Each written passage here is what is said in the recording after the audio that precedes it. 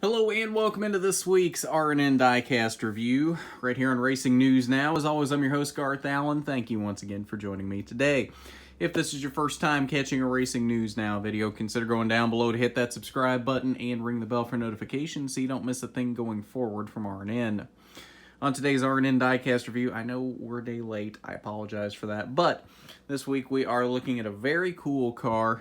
It is the Aric Almirola 2018 Fall Talladega winner. Of course, as usual, take a look at the standard Elite box here. Nothing too crazy or special here as the little fitting in the door almost comes off here. But again, pretty standard Elite box as usual. If you haven't heard before, I get Elites for all my raced wins just because I feel like for a raced win, I want the most detail possible. 221 of these Almirola Talladega wins made. Now what comes in the box, pretty standard stuff. SHR 10th anniversary sticker that comes with all of the SHR cars for 2018. Cup Series winner sticker. A bag of red and white confetti. The generic Elite COA that, again, as we've talked about, doesn't mean anything anymore. And the race detail card, Aric Almirola, 1000bulbs.com 500 winner, October 14th, 2018, second Cup Series victory, his first with Stewart-Haas Racing. Almirola scores first win with SHR. I beat you to it, Lionel. You can't take that away from me. I beat you to it. So, let us take a look at this beautiful car here. It is really good looking car. The only thing I'm disappointed about here, and obviously this wasn't a Lionel decision, but generally I like on a black car to have a matte finish. I feel like that looks better, it feels better, but unfortunately this is glossy. It still is a good looking car, and that's obviously not a Lionel decision. That was obviously how this car raced, I would assume, but either way, I do prefer a matte black finish. Under the hood here, we have powered by Ford, Mobil 1, Haas, Smithfield, and Wix filters. Take a look at the engine detail here, if we can get enough light in there. On the nose, a little bit of confetti, Ford Fusion, number 10, SHR, and a few contingency sponsors. On the hood, Win Bacon for Life, Smithfield, and more confetti. Actually, this is just, I think this is a really cool paint scheme. I'm glad he won in this paint scheme because I like this better than the standard Smithfield scheme. I like the current Smithfield scheme. I like these special schemes that they do. They look really cool. Monster Energy playoff banner across the top of the windshield. Number 10, roof flaps do function. Smithfield across the back of the windshield. DIN number 46. Win Bacon for Life. On the deck lid, of course, green spoiler and splitter for the playoffs. Take a look under the deck lid in the trunk at the fuel cell detail. Down the driver's side, more contingency sponsors. The Aric Almirola emoji. I feel like that is pushed up more than it should be. I'm pretty sure that was not cut off like that in the windowsill on the real car. I haven't looked at reference photos. Maybe it was, but it doesn't look right to me. Oh, come on. And we're back. Cloth window net. Aric Almirola, American flag, one winner sticker across the name rail, sponsors down the B post. A purple ribbon on the C post. Not really sure what that says. It's not super clear. Like, they didn't print it super clear on here, and I'm not sure if we can get that to focus. It's wanting to focus further back on the car. I don't know what that says. It says hashtag somebody strong. Hashtag Daniel Strong. Honestly, I'm not familiar with who Daniel is or what hashtag Daniel Strong is, so I apologize for that. Someone in the comments let me know what that was for. Big piece of bacon here down the side, which looks really good. Package of bacon here from Smithfield. On the quarter panel. See smithfield.com/bacon4life for details. Obviously, I'm pretty sure this contest is closed, so I don't think that'll do you any good to go there now. Win Bacon for Life, Haas Mobile 1. Back bumper, winbacon.com. Smithfield, Ford, number 10.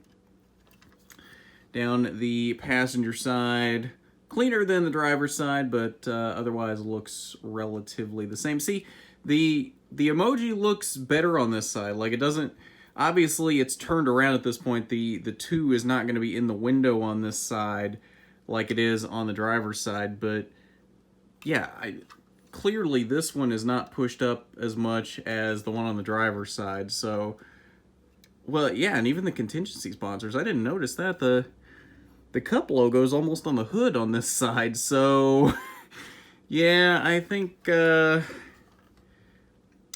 they screwed up the wrap a little bit on the driver's side. Interesting. Another thing I noticed right before the video too. Oh, it's not going to do it now. Maybe it was where it was sitting on the table. I thought it was three-wheeling, but maybe not, because it seems to be extremely level right there. Yeah, no, it must have been where it was sitting. It's not three-wheeling. Well, that's good.